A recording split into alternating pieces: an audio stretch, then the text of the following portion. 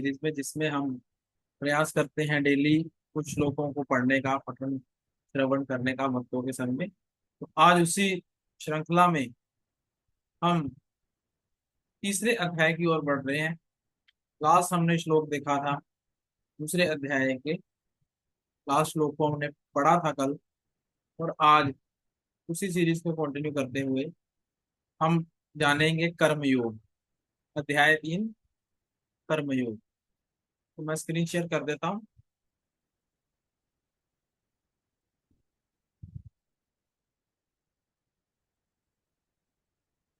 ओम अज्ञानतिमिरान्धस्य ज्ञानाञ्जनशलाकया चक्षुरुन्मिलितं येन तस्मै श्रीगुरवे नमः। श्रीचैतन्यमनोभीष्टं स्थापितं येन भूतले स्वयं रूप कदा मह्यं ददाति स्वपदान्तिकम्। नमः ओम विष्णुपादाय कृष्णपृष्ठाय भूतले श्रीमते भक्तिवेदांत स्वामिनिति नामिने। नमस्ते सारस्वते देवे गौरवाणी प्रचारिणे निर्विशेष शून्यवादी पाश्चात्यदेशतारिणे। जय श्री कृष्ण चैतन्य प्रभु नित्यानंद श्री अद्वैत गदाधर श्रीवासादि गौर भक्तवृंद। हरे कृष्णा कृष्ण कृष्णा हरे हरे, हरे राम राम राम हरे हरे। जगत गुरु श्रील प्रभुपाद की जय। भगवत वाणी श्रीमद् भगवद गीता की जय। निताई गौर प्रेमानंदे हरे हरे। हरे कृष्णा।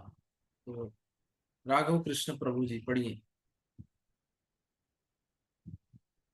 हरे कृष्णा, दंडवत प्रणाम। च जय मता बुद्धिर्जनार्दन तत्किन्मणि घोरे नाम नियोजयसि केशवः। अर्जुन ने कहा, हे जनार्दन, हे केशव, यदि आप बुद्धि को सकाम कर्म से श्रेष्ठ समझते हैं तो फिर आप मुझे इस घोर युद्ध में क्यों लगाना चाहते हैं। तात्पर्य जगत गुरु श्रीला प्रभुपाद की है। श्री भगवान कृष्ण ने पिछले अध्याय में अपने घनिष्ठ मित्र अर्जुन को संसार के शोक सागर से तारने के उद्देश्य के आत्मा के स्वरूप का विशद वर्णन किया है और आत्मसात मार्ग की संस्तुति की है। वह है बुद्धि योग या कृष्ण भावनामृत। कभी भावनामृत को भूल से जड़ता समझ लिया जाता है और ऐसी भ्रांत धारणा वाला मनुष्य भगवान कृष्ण के नाम जप द्वारा पूर्णतया कृष्ण भावना भावित होने के लिए प्रायः एकांत स्थान रह जाता है। किंतु कृष्ण भावनामृत दर्श में प्रशिक्षित हुए बिना एकांत स्थान में कृष्ण नाम जप करना ठीक नहीं। इससे अबोध जनता से केवल सस्ती प्रशंसा हो सकेगी। अर्जुन को भी कृष्ण भावनामृत या बुद्धि योग ऐसा लगा मानो वह सक्रिय जीवन में संन्यास लेकर एकांत स्थान में तपस्या का अभ्यास हो। दूसरे शब्दों में वह कृष्ण भावनामृत को बहाना बनाकर चातुरी पूर्वक युद्ध से जी छुड़ाना था। किंतु एक निष्ठ शिष्य होने के नाते उसने यह बात अपने गुरु के समक्ष रखी और कृष्ण से सर्वोत्तम कार्य विधि के विषय में प्रश्न किया। उत्तर में भगवान ने तृतीय अध्याय में कर्मयोग अर्थात कृष्ण भावना भावित कर्म की विस्तृत व्याख्या की। हरे कृष्णा प्रभु जी। हरे कृष्णा। थैंक यू प्रभु। तो यहाँ पर अर्जुन कह रहे हैं कि प्रभु, यदि आप बुद्धि को सकाम कर्म से श्रेष्ठ समझते हैं, बुद्धि को, तो फिर आप मुझे इस घोर युद्ध में क्यों लगाना चाहते हैं। मतलब आप कह रहे हैं कि बुद्धि को, ये जो कर्म है, इससे ऊपर समझते हैं। आप मुझे बार बार क्यों कह रहे हैं कि आप युद्ध करो। हर एक बार आपने मुझे आत्मा की एग्जांपल दी, बार बार मुझे यही कह रहे हैं कि मेरी आज्ञा का पालन करके तुम युद्ध करो। ऐसा क्यों है। यहाँ पर इससे तो अच्छा यही होगा कि मैं कृष्ण भावनामृत में पूरी तरह से लग जाऊं, अपनी माला करूं, अपने भक्ति के नियम करूं और इस संसार से, इस घर गृहस्थी से संन्यास ले लूं। और तात्पर्य में थोड़ा और प्रभुपाद जी क्लियर कर रहे हैं कि जो कृष्ण भावनामृत है क्या है, कि अगर हम एकांतवास की बात करें, यहाँ पर एकांतवास में जप करना, एकांतवास में अकेले रह के भक्ति करना, तो इससे क्या है कि हमारी जो कृष्ण भावनामृत है वो ठीक से नहीं चल पाएगी। भले ही हम संसार की प्रशंसा ले लेंगे, भले ही लोग समझ लेंगे कि ये प्रभु जी जंगल में चले गए, वहां अपनी भक्ति साधना तप कर रहे हैं। पर कलयुग में वो अनुकूल नहीं है, जंगल में रहना आसान नहीं है। क्या पता जंगल में जाकर भी हमारी, वन में जाकर भी हमारी जो है मन हमारा घर पर ही हो, घर के ऐशो आराम की ओर ही हो, अपनी पत्नी, अपने बच्चे, अपने माँ, अपने बाप की ओर ही बार बार उनका चिंतन ही करता रहे, तो कैसे हमारा मन कृष्ण में लगेगा।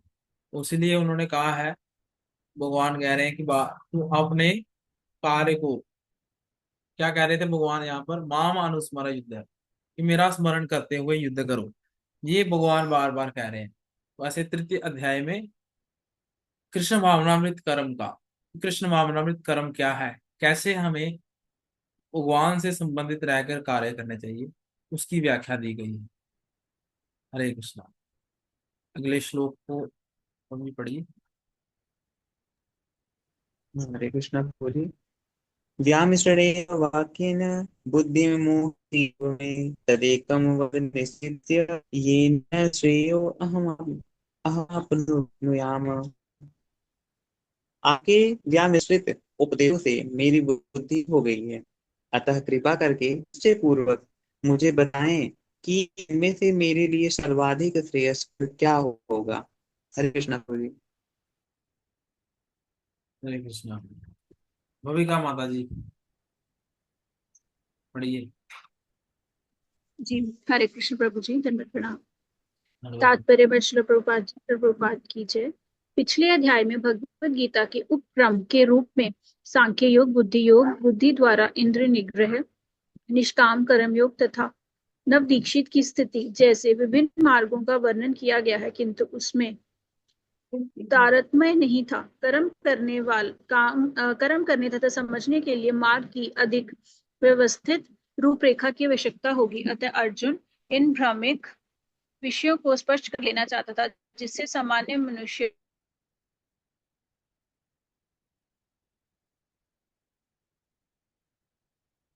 बिना किसी आनंद चाहते थे, किंतु अर्जुन ये नहीं सड़ता है या सक्रिय से, दूसरे शब्दों में अपने समस्त शिष्यों के लिए भगवत समझना चाहते थे। कृष्ण भावना अमृत प्रशस्त कर रहा है। कृष्णा। थैंक यू माता जी। यहाँ पर अर्जुन कह रहे हैं भगवान को कि आपने इतनी सारी बातें कही, मेरी बुद्धि मोहित हो गई है आपके उस उपदेशों से। भगवान ने क्या क्या कहा, सांख्य योग यानी आत्मा के बारे में ज्ञान, बुद्धि योग, और बुद्धि द्वारा इंद्रियों पर कैसे कंट्रोल किया जाए, निष्काम कर्म योग के बारे में बताया भगवान ने, कि कैसे कर्म करते हुए भी निष्काम रहना है। सारी चीजों को भगवान ने समराइज कर दिया था सेकंड चैप्टर में, इसलिए उसको कहा जाता है गीता का सार, यानी समरी, कि आने वाले गीता में क्या क्या चीजें चलेंगी।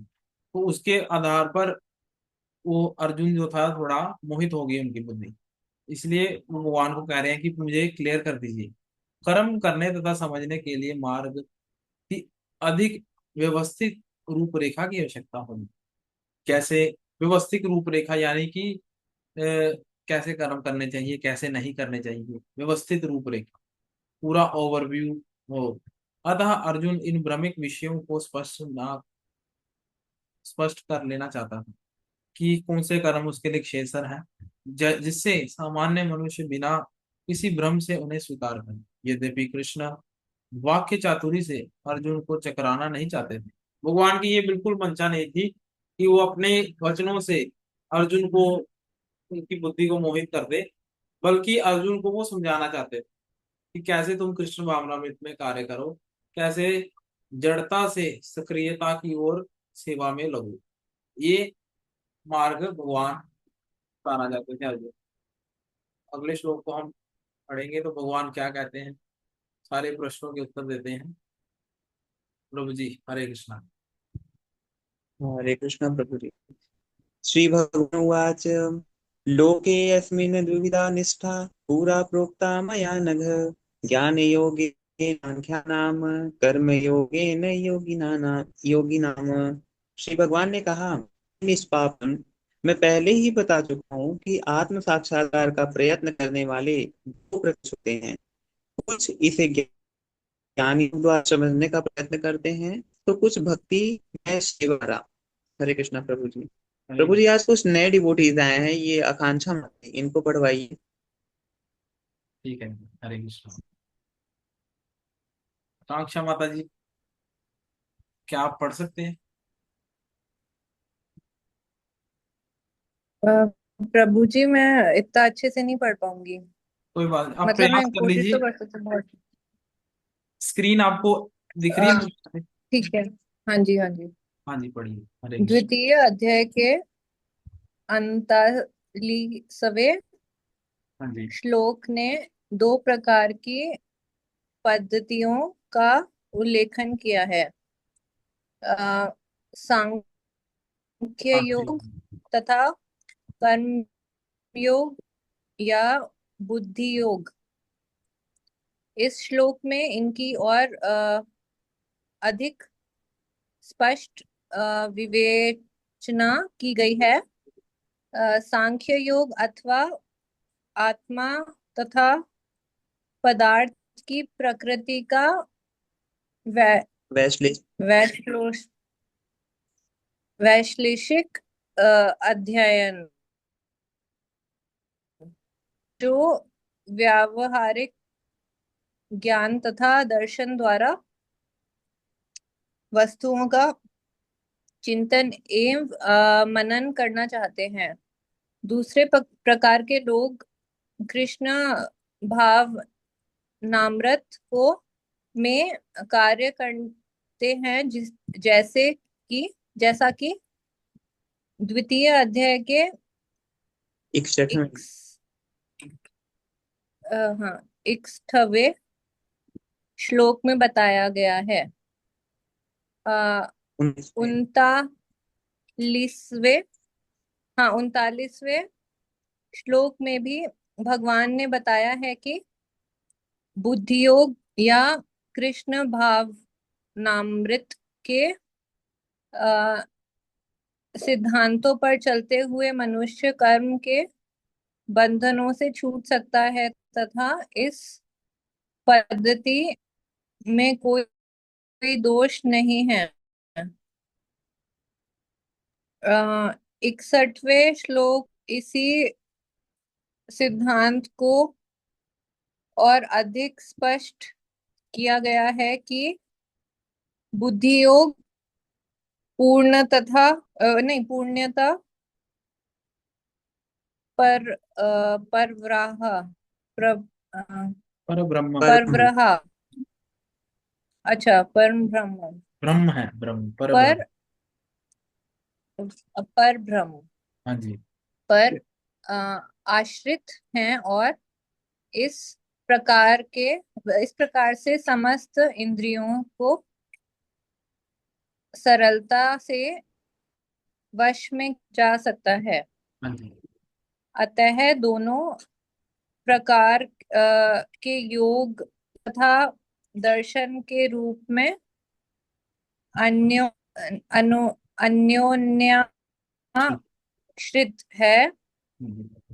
दर्शन विहि विहीन धर्म मात्र भी धर्मता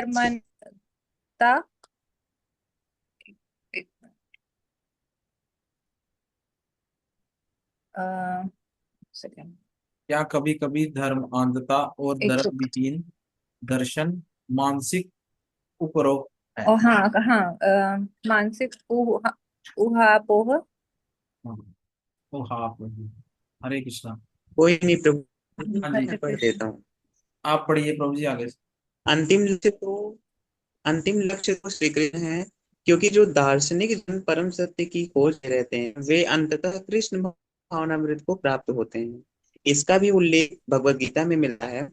संपूर्ण पद्धति का उद्देश्य परमात्मा के संबंध में अपनी वास्तविक स्थिति को समझना है। इसकी अप्रत्यक्ष पद्धति दार्शनिक चिंतन है, जिसके द्वारा क्रम से कृष्ण भावनामृत तक पहुंचा जा सकता है। प्रत्यक्ष पद्धति में कृष्ण भावनामृत में ही प्रत्येक वस्तु से अपना संबंध जोड़ता है। इन दोनों में इन दोनों में से कृष्ण भावनामृत का मार्ग श्रेष्ठ है, क्योंकि दार्शनिक पद्धति द्वारा इंद्रियों को विमल नहीं करना होता। कृष्ण भावनामृत स्वयं ही शुद्ध करने वाली प्रक्रिया है और भक्ति की प्रत्यक्ष विधि सरल तथा दिव्य होती है। हरे गुरु जी। Hare Krishna. Thank you so much Akanksha माता जी, आपने बहुत अच्छा प्रयास किया पढ़ने का। Thank you so much. Thank you गुरु। हरे कृष्णा। तो यहाँ पर क्या कह रहे हैं भगवान, उत्तर दे रहे हैं। पहले तो अर्जुन दो प्रश्न पूछता है कि मेरी बुद्धि मोहित हो रही है, आपने इतने सारे ऑर्डर दे दिए, मैं किसको मानूं किसको ना मानूं। उसके पहले क्या कह रहे हैं पहले श्लोक में कि, एक मिनट, सबसे फर्स्ट वर्ष में अर्जुन कह रहे हैं कि मेरी बुद्धि जो है सकाम सर्व, आप बुद्धि को सकाम कर्म से श्रेष्ठ समझते हैं, तो फिर आप मुझे युद्ध के लिए क्यों बोल रहे हैं। ये दोनों प्रश्नों के उत्तर जो है भगवान दे रहे हैं अर्जुन को कि हे निष्पाप अर्जुन।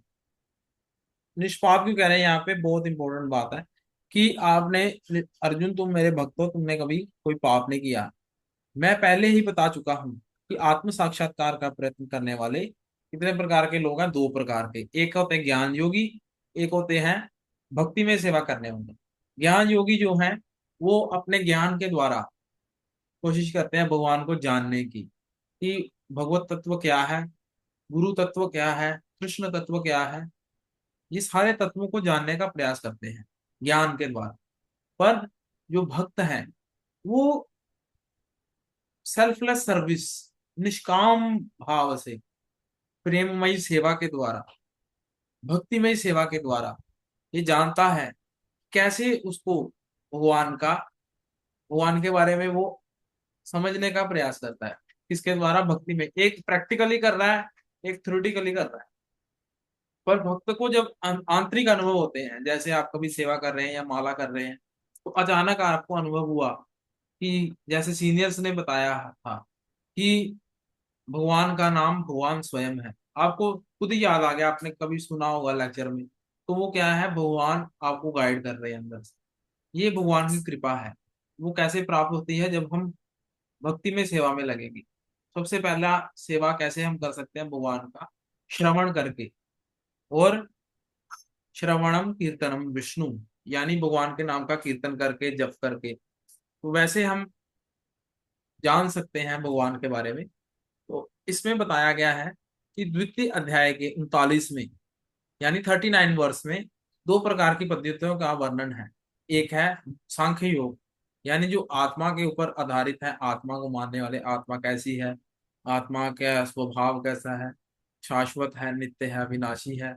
और आत्मा का साइज क्या है, बाल के अग्र में हिस्से के 10,000 में अगर पार्ट करे, उस वो साइज है आत्मा का, जो कि हम देख भी नहीं सकते। या दूसरा है कर्म योग या बुद्धि योग, जैसे कि कर्म करना, जो कि इस चैप्टर में आपको पूरा डिटेल में मिलेगा। तो ये दो प्रकार की पद्धतियों को 39 वर्ष में बताया गया। फिर सांख्य योग या आत्मा का और प्रकृति का विश्लेषिक अध्ययन के बारे में बताया था। पिछले चैप्टर को समराइज कर रहे हैं, रिवाइज करें प्रभुपाद जी की, आपको सारा कुछ जो है पुनः याद आ जाए। फिर बताया गया कि जो दूसरे प्रकार के लोग कौन से होते हैं। एक तो आत्मा के बारे में सोचता रहता है, आत्मा क्या है। दूसरे उससे एडवांस होते हैं जो कृष्ण भावनामृत में कार्य करते हैं, जो 61वें श्लोक में 61 वर्ष में बताया गया है कि जो कृष्ण भावनामृत में कार्य करते हैं वो कैसे होते हैं। फिर 39वें श्लोक में ये भी बताया गया है बुद्धि योग और कृष्ण भावनामृत के सिद्धांतों पर चलने से मनुष्य कैसे कर्म के बंधनों से मुक्त हो जाता है। क्यों, कर्म, अकर्म और विकर्म का जो है सिद्धांत आता है। कर्म क्या है, जैसे कर्म जो शास्त्रों के अनुसार किए गए कर्मों को कर्म कहा जाता है, गुड कर्मास। विकर्म क्या है, बैड कर्मास, जिसका फल होता है पाप, और जो कि शास्त्रों के विरुद्ध है। अकर्म है यानी भगवान की भक्तिमय सेवा में किए गए कार्य, यानी आध्यात्मिक कर्म। तो ये तीन प्रकार के कर्मों का भी वर्णन आया था, जिससे और भी हम डिटेल में चलेंगे। वैसे ही भगवान बता रहे हैं कि जो ज्ञान योगी हैं वो, उनसे श्रेष्ठ है कृष्ण भावनामृत में कार्य करने वाला व्यक्ति।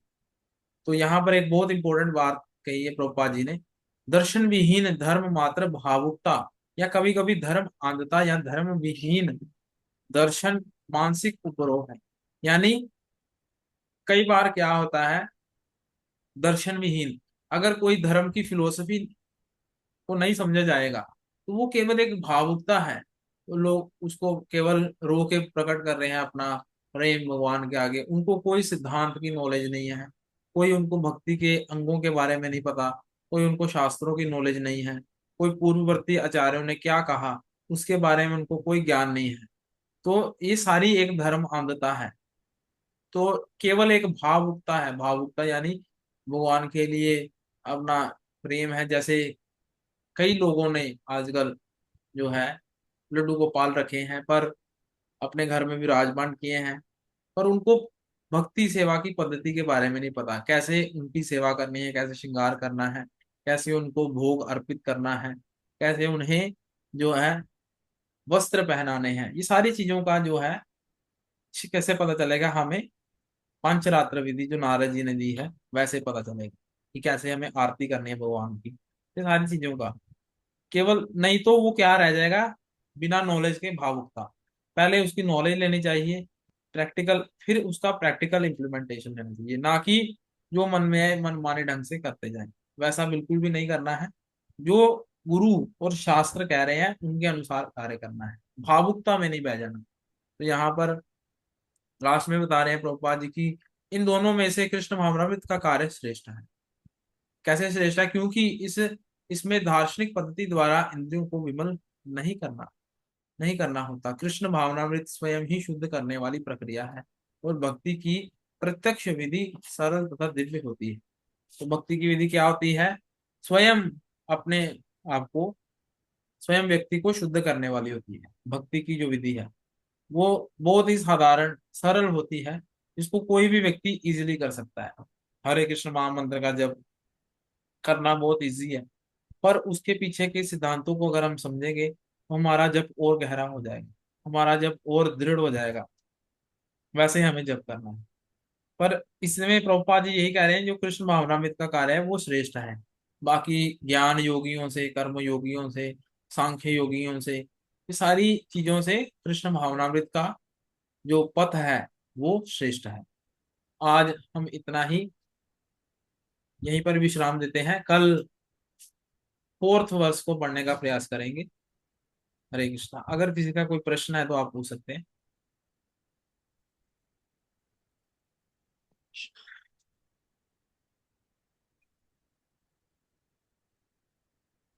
हरे कृष्णा।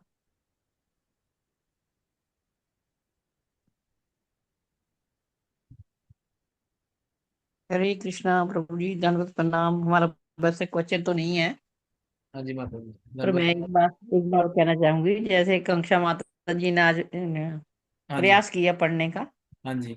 ये नए नए हैं, हाँ जी। तो ये बहुत अच्छा इन्होंने प्रयास किया है। बिल्कुल। तो मैं आपको इनको थैंक यू बोलूंगी कि आप रोज ही थोड़ा ये आधा ही श्लोक, चाहे आधा ही श्लोक का पाठ पढ़े, लेकिन जरूर पढ़े, डेली पढ़े आप। हाँ जी। इससे भक्तों के संग में थोड़ा और ज्यादा आपको मिलेगा,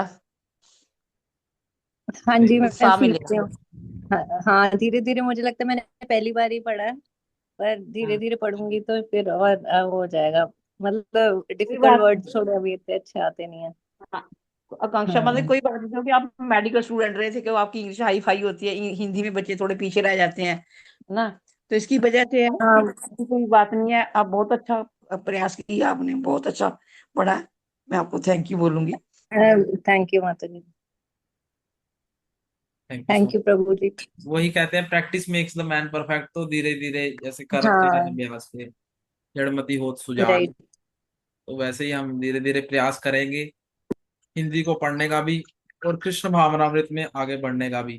तो हम धीरे धीरे हम उसमें थोड़ा परफेक्शन की ओर जाएंगे कि कैसे हमें हिंदी पढ़नी है या कृष्ण भावनामृत में कैसे होना है। ये भी एक तरह की सेवा है अभी माता एक जी। इसको ये मत समझिए कि एक हाँ, आप खुद बुक पढ़ रहे हैं, ये हम हाँ भगवान की सेवा कर रहे हैं, प्रभुपाद जी की सेवा कर रहे हैं। उनकी बुक्स को पढ़ना, ये मैंने एक बार डिस्कस भी किया था कि हम प्रभुपाद जी की बुक्स को जब हम पढ़ते हैं तो हम उनका प्रत्यक्ष संग ले रहे होते हैं। तो ये भक्तों का, भगवान के शुद्ध भक्तों का संग है। उससे हमारी भक्ति और दृढ़ होगी और भगवान की कृपा हमारे पर सदैव बनी रहती है। ये कोई साधारण बुक नहीं है हिंदी की, ये भगवान के द्वारा दिया गया भगवत वाणी है, इसलिए हम कहते हैं भगवत वाणी श्रीमद् भगवत गीता की जय। तो अगर किसी का कोई प्रश्न नहीं है तो हम यहीं पर आज सेशन को विश्राम देते हैं। हरे वाञ्छाकल्पतरुभ्यश्च कृष्ण कृपा सिन्धुभ्य एव च काशी पतितानां पावनेभ्यो पतितनाम वैष्णवेभ्यो नमो नमः। अनंत कोटि वैष्णव वृंद की जय। नामाचार्य श्री हरिदास ठाकुर की जय। भगवत वाणी श्रीमद् भगवत गीता की जय। निताई गौर प्रेमानंदे हरि हरि बोल। हरे कृष्णा कृष्णा कृष्णा कृष्णा हरे कृष्णा हरे, कृष्णा हरे हरे हरे राम राम हरे राम राम हरे हरे। राम राम हरे हरे। सभी के चरणों में सादर दंडवत प्रणाम। Thank you so much Bhavika माता जी, विश्वम्बर प्रभु प्रभु जी, राघव कृष्ण प्रभु जी, अंशु कृष्ण प्रिया माता जी, श्रृंगारवट माता जी, अंतरंगा माता जी, आकांक्षा माता जी, थैंक यू सो मच। आपने अपना बहुमूल्य समय देके क्लास को ज्वाइन किया और भगवत गीता को समझने और पढ़ने का प्रयास किया। हरे कृष्णा, धन्यवाद, प्रणाम। और हरे कृष्णा प्रभु जी, कल मैं एक नंबर और भेजूंगी आपको, उसको भी ऐड करना है। ठीक है प्रभु जी, ठीक है माता जी, Hare Krishna, thank you so much. Hare Krishna. Hare Krishna.